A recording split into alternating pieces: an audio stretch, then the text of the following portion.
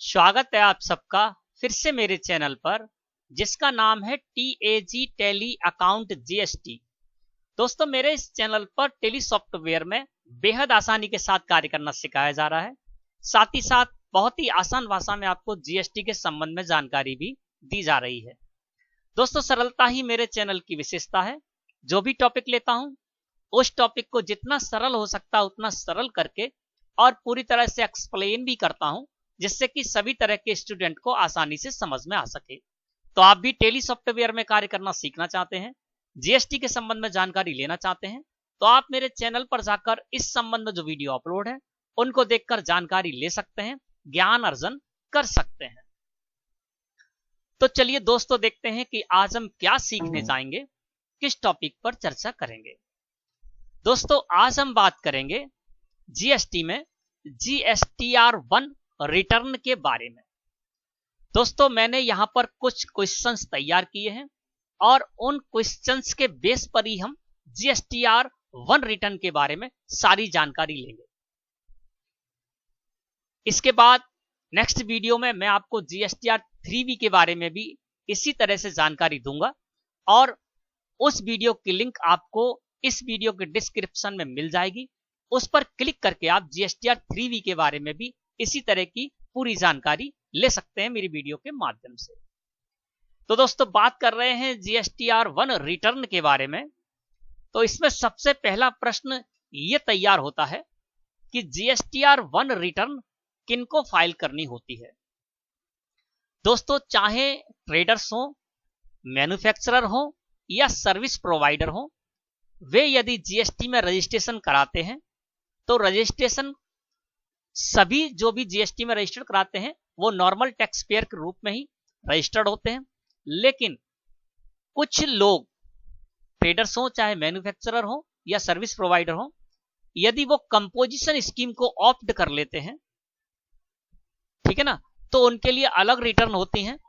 यहां हम बात कर रहे हैं ऐसे नॉर्मल टैक्स पेयर जिन्होंने कंपोजिशन स्कीम को ऑप्ट नहीं किया है, तो वो नॉर्मल टैक्स पेयर के नाम से जाने जाते हैं। तो ऐसे सभी नॉर्मल टैक्स पेयर, चाहे वो ट्रेडर्स हो, सर्विस प्रोवाइडर हो या मैन्युफैक्चरर हो, उन सब के लिए GSTR1 रिटर्न फाइल करना मैंडेटरी होता है। उन सबको GSTR1 रिटर्न फाइल करनी होती है। केवल कंपोजिशन स्कीम जिन्होंने ऑप्ट कर रखी है उनको छोड़कर बाकी सभी को GSTR1 रिटर्न फाइल करनी होती है। इसके बाद अगला प्रश्न तैयार होता है कि GSTR1 में क्या जानकारी दी जाती है। दोस्तों, जो भी नॉर्मल टैक्स पेयर हैं वो GSTR1 में अपनी आउटवर्ड सप्लाईज की जानकारी देते हैं, यानी सेल की जानकारी देते हैं। अब वो सेल किसको भी की हो और कैसी भी सेल की हो, वो सारी की सारी सेल की जानकारी वो अपने GSTR1 में देते हैं। किसी को भी की हो, इसका मतलब उन्होंने जो सेल की है वो चाहे बिजनेस टू बिजनेस सेल की हो, यानी रजिस्टर्ड पार्टी को सेल की हो, तब भी GSTR1 में जानकारी देनी है। B2C सेल की हो, यानी कंज्यूमर को सेल की हो, ऐसे व्यक्ति को सेल की हो जो कि प्रोडक्ट को ले जाने के बाद उसको यूज कर लेगा, या उसने अनरजिस्टर्ड को सेल की हो, यानी छोटे मोटे जो दुकानदार हैं उनको सेल किया हो और वो जो दुकानदार आपसे माल लेकर गए हैं वो आगे सेल करेंगे, तो वो अनरजिस्टर्ड को सेल कहलाती है। तो ऐसी सेल भी यदि आपने की है, तो चाहे आपने B2B सेल की हो, B2C सेल की हो या आपने अनरजिस्टर्ड पार्टी को सेल की हो, वो सारी की सारी सेल की जानकारी आपको GSTR1 में देनी होती है। इसके साथ ही साथ आपने कुछ भी सेल किया हो, ठीक है ना, चाहे आपने एग्जेम्प्ट प्रोडक्ट सेल किया हो, एग्जेम्प्ट मतलब जिस पर GST टैक्स नहीं है, नील रेटेड यानी ऐसे प्रोडक्ट जिन पर कोई भी रेट GST की नहीं एप्लीकेबल होती है, या इसके अलावा टैक्सेबल यानी 5%, 12%, 18% या 28% कोई भी टैक्स है उस प्रोडक्ट पर, वो भी सेल की हो, तब भी वो सारी की सारी सेल की जानकारी आपको GSTR1 में देनी होती है। इसके साथ ही साथ आपके पास यदि कोई सेल्स रिटर्न आई तो उसकी जानकारी भी आपको GSTR1 में ही देनी होती है। कहने का मतलब ये है कि GSTR1 में आपने किसी को भी सेल की हो, कैसी भी सेल की हो, उसकी जानकारी भी देनी होती है और इसके साथ ही साथ आपने जो भी क्रेडिट और डेबिट नोट इशू किए हैं एज ए सप्लायर, तो उसकी जानकारी भी आपको जीएसटीआर 1 में देनी होती है। इसके साथ ही साथ दोस्तों ये भी जान लें आप कि जो भी सेल की जाएगी, नॉर्मल टैक्स पेयर जो भी सेल करेंगे और सेल करते समय वो उस सेल पर जो भी टैक्स कलेक्ट करेंगे वो उनकी लायबिलिटी होती है, तो उसकी जानकारी भी उनको जीएसटीआर 1 में देनी होती है। एग्जाम्पल समझ लेते हैं कि मान लीजिए नॉर्मल टैक्स पेयर है और उसने कोई एक प्रोडक्ट परचेज किया 1000 रुपए में और उसी प्रोडक्ट को उसने 1100 रुपए में सेल कर दिया, यानी 100 रुपए उसने अपनी मुनाफा उसमें ले ली।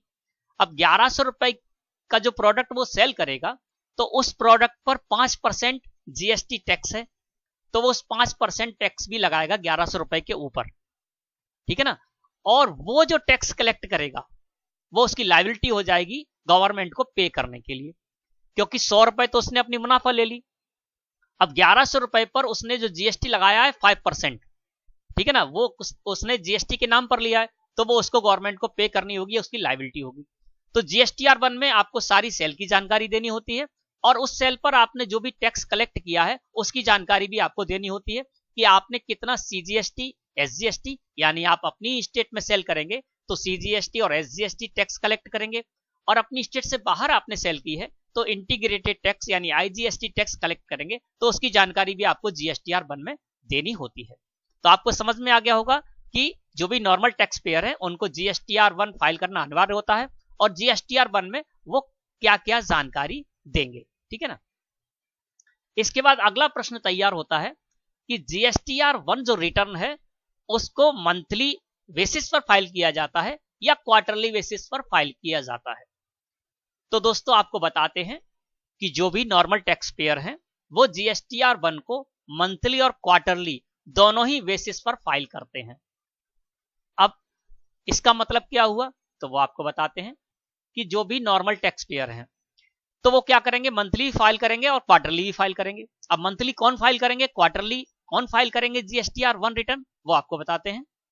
ऐसे नॉर्मल टैक्स पेयर जिनका टर्नओवर फाइनेंशियल ईयर में, पूरे फाइनेंशियल ईयर में 1.5 करोड़ रुपए से कम रहेगा, ठीक है ना। ऐसे छोटे छोटे दुकानदार होते हैं जिनका टर्नओवर पूरे फाइनेंशियल ईयर में 1.5 करोड़ से कम रहेगा, तो वो चाहे तो अपनी जीएसटीआर 1 रिटर्न को मंथली भी फाइल कर सकते हैं या क्वार्टरली भी फाइल कर सकते हैं, ठीक है ना। लेकिन ऐसे नॉर्मल टैक्स पेयर जिनका टर्नओवर 1.5 करोड़ रुपए से ज्यादा रहेगा फाइनेंशियल ईयर में, तो उनके लिए मंथली जीएसटीआर 1 फाइल करना मैंडेटरी है। वो क्वार्टरली जीएसटीआर 1 फाइल नहीं कर सकते हैं, उनको मंथली जीएसटीआर 1 रिटर्न ही फाइल करनी होगी।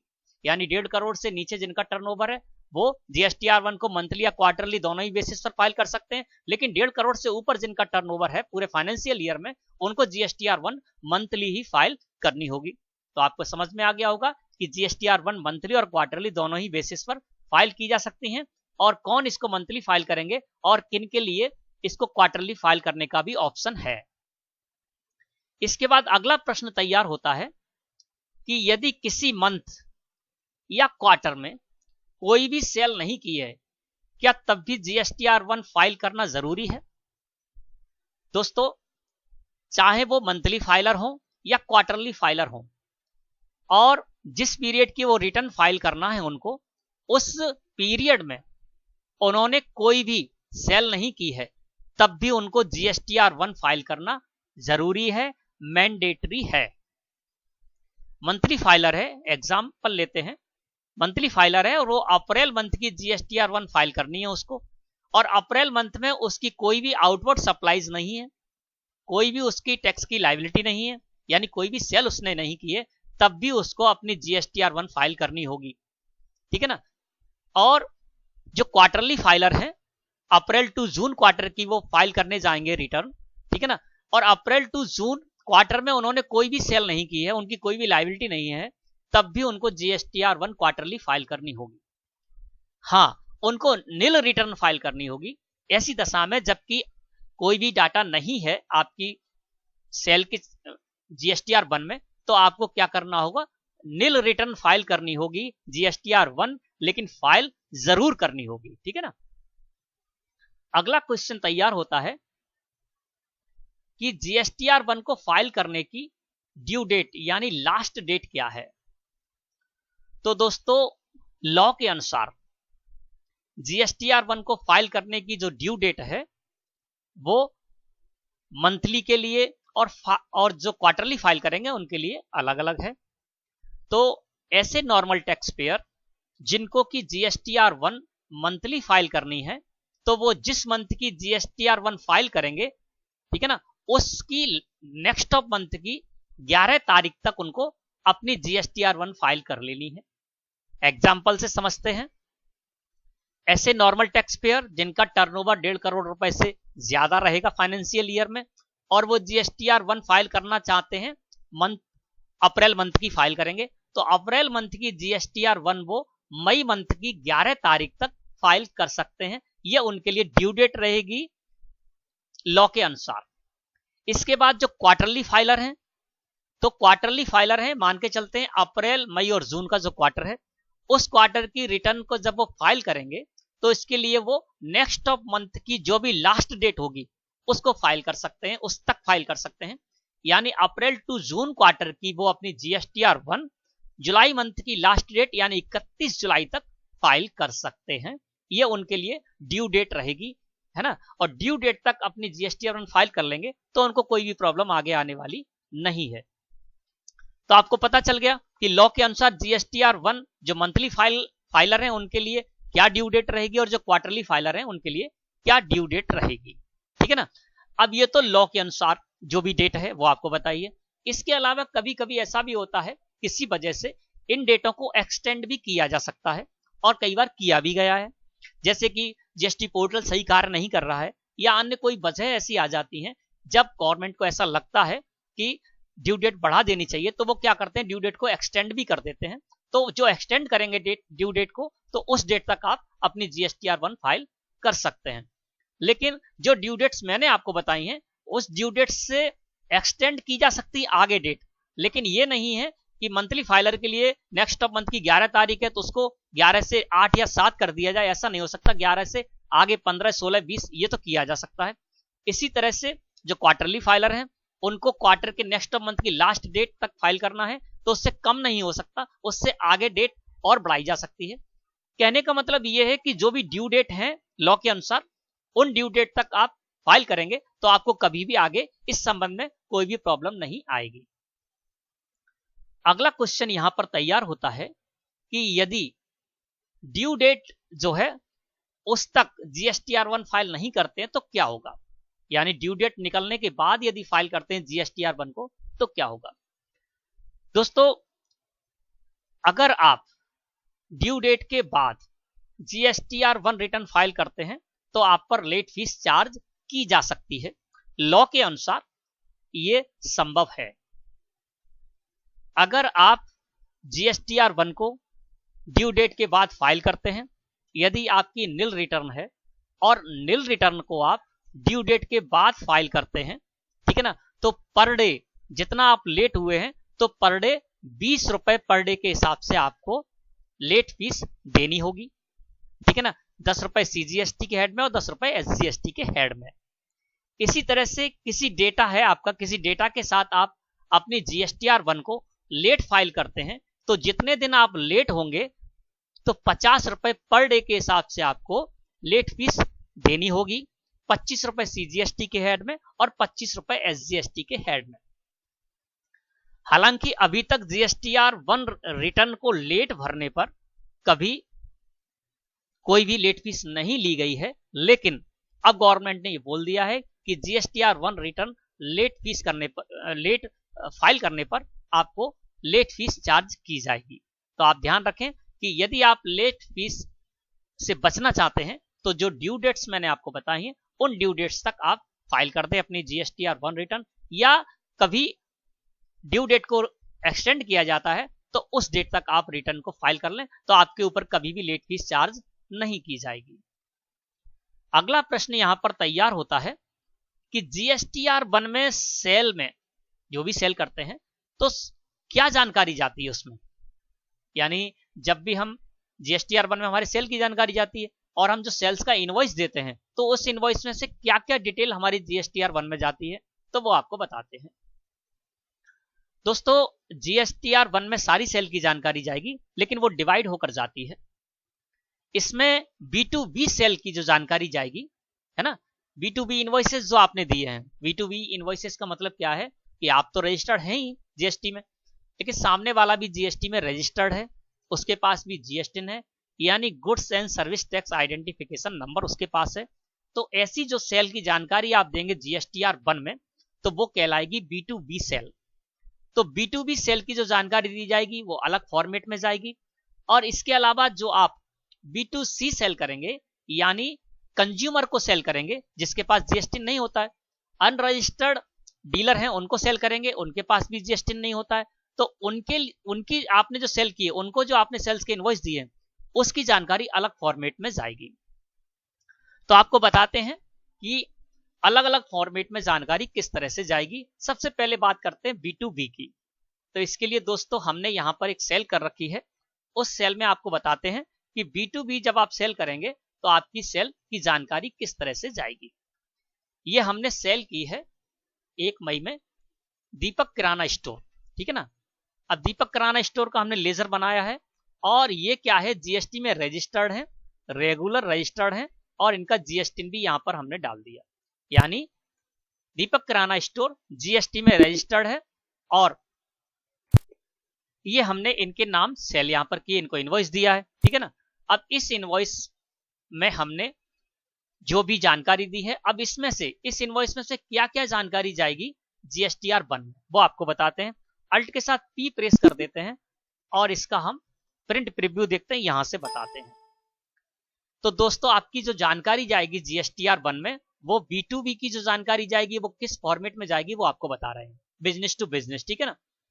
तो उसमें क्या होगा आपका कि आपकी इनवॉइस की डेट जाएगी, इनवॉइस वाइज जानकारी जाएगी, है ना। B2B जो आपके इनवॉइसेस होंगे वो इनवॉइस वाइज जानकारी जाएगी, यानी 1 नंबर इनवॉइस आपने किसको दिया है, 2 नंबर इनवॉइस में भी आपने किसी रजिस्टर्ड पार्टी को सेल की है तो 2 नंबर इनवॉइस की अलग जानकारी जाएगी।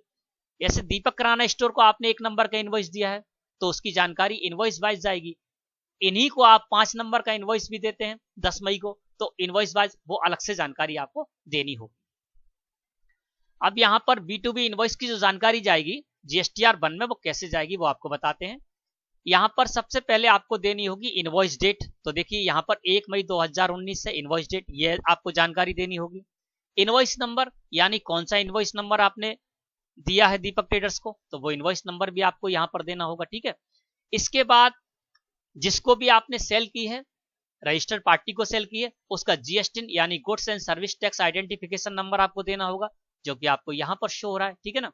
लेजर बनाते समय भी हमने आपको दिखाया था, वो डालेंगे आप।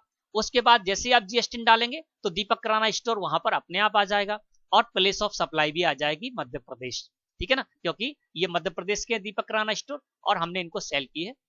तो कौन कौन सी जानकारी जाएगी, इनवॉइस की डेट देनी होगी आपको, इनवॉइस नंबर देना होगा, जिस पार्टी को आपने सेल किया है रजिस्टर्ड पार्टी है तो उसका GST नंबर देना होगा और उस पार्टी का नेम अपने आप आ जाएगा वहां पर ऑटोमेटिक और प्लेस ऑफ सप्लाई भी आ जाएगी। तो ये जानकारी जाएगी, ठीक है ना।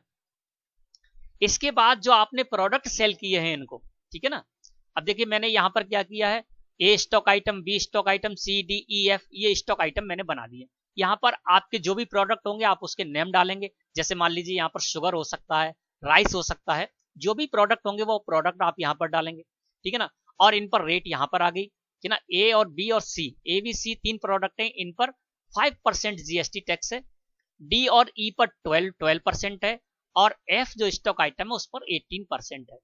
तो दोस्तों इसमें जो जानकारी जाएगी, ठीक है ना, GSTR1 में, तो वो आपकी प्रोडक्ट के नेम वाइज नहीं जाएगी, प्रोडक्ट का नेम कहीं नहीं जाएगा, उसमें जाएगी GST के रेट वाइज, ठीक है ना। जैसे ये वाला जो इनवॉइस है इसकी जानकारी जाएगी तो इसमें क्या होगा कि 5% के 3 स्टॉक आइटम है, ठीक है ना। तो 5% के 3 स्टॉक आइटम की यदि हम यहाँ पर वैल्यू देखें तो 1000, 2000 और 6000 यानी 9000 हो गई।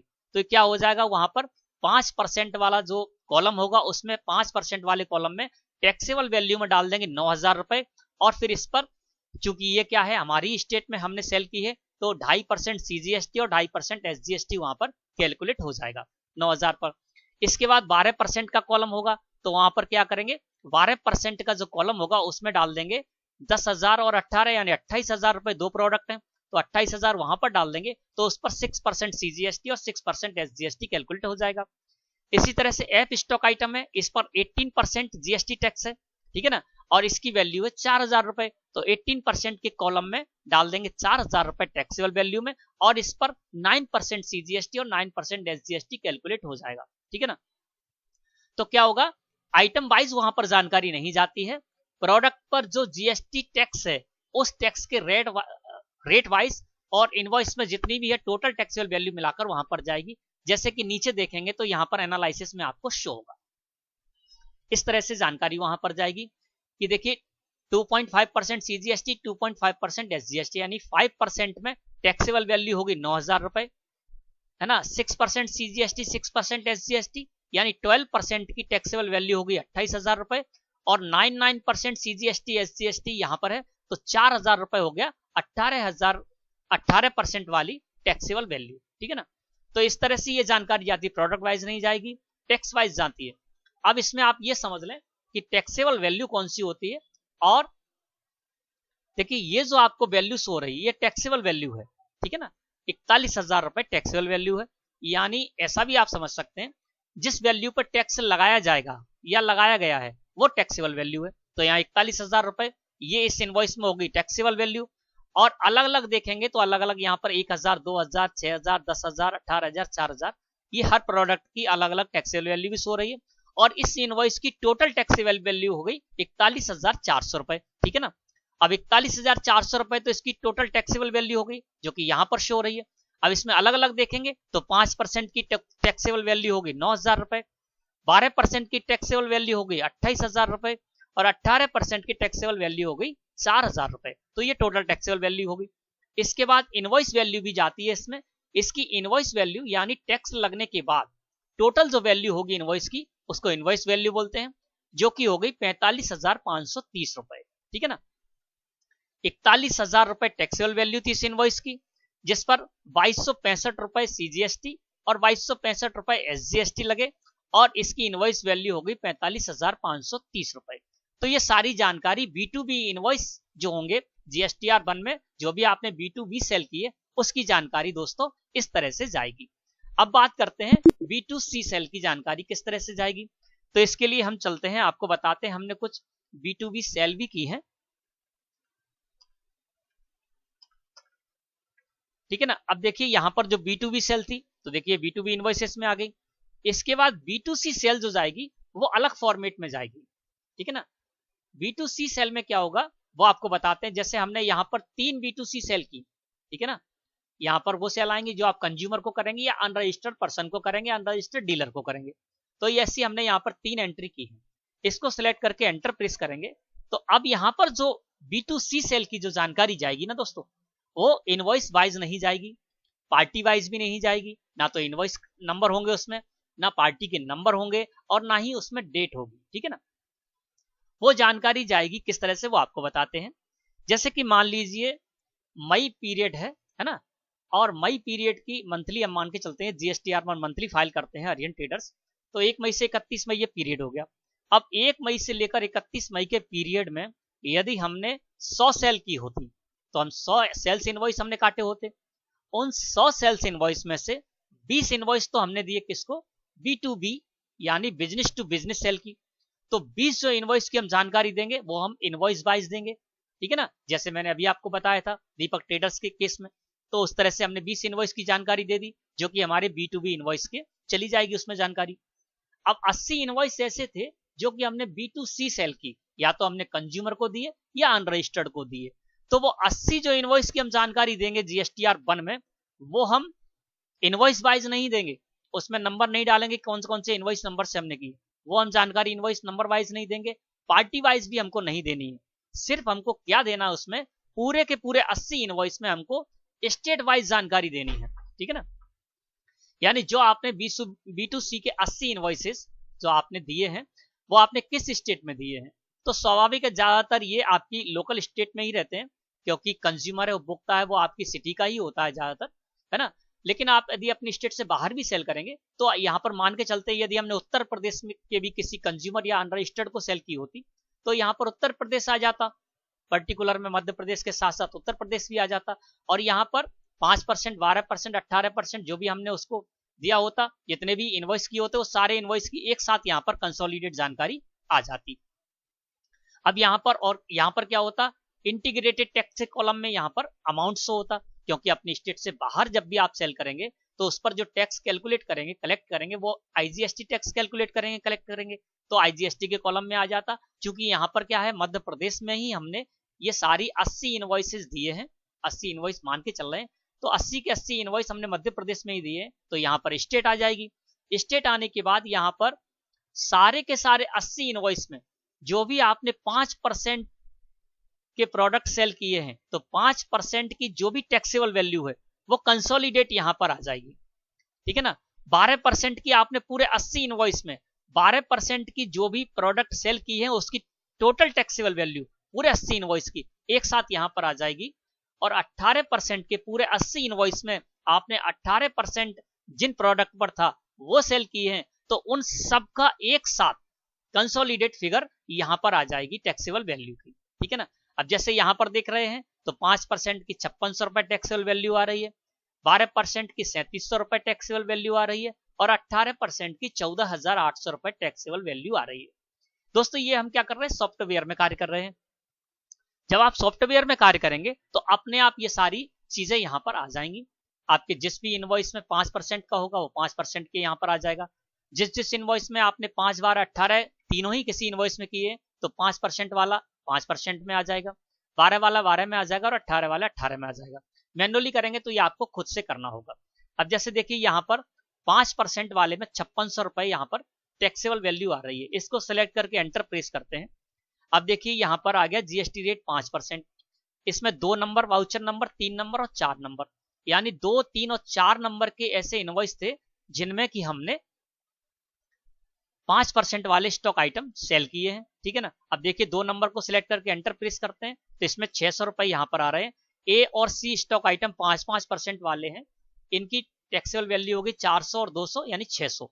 तो देखिए यहाँ पर इसने 600 ले लिए, यानी ठीक है ना। तो इस तरह से वो क्या करेगा कि यहाँ पर अपने आप यहाँ पर अलग अलग टैक्स रेट के हिसाब से वो कंसोलिडेट जानकारी यहाँ पर आ जाएगी। तो इसी तरह से ये सारी जानकारी जाएगी। इसी तरह से 12% यहाँ पर है तो 12% में हमने जितने भी यहाँ पर 2 इनवॉइस में किए हैं, ठीक है, यहाँ पर यदि 60 इनवॉइस होते तो 60 इनवॉइस की यहाँ पर अलग अलग टैक्सेबल वैल्यू यहाँ पर आ जाती है और यहाँ पर टोटल आ जाती जाएगी, टोटल ही, ठीक है ना।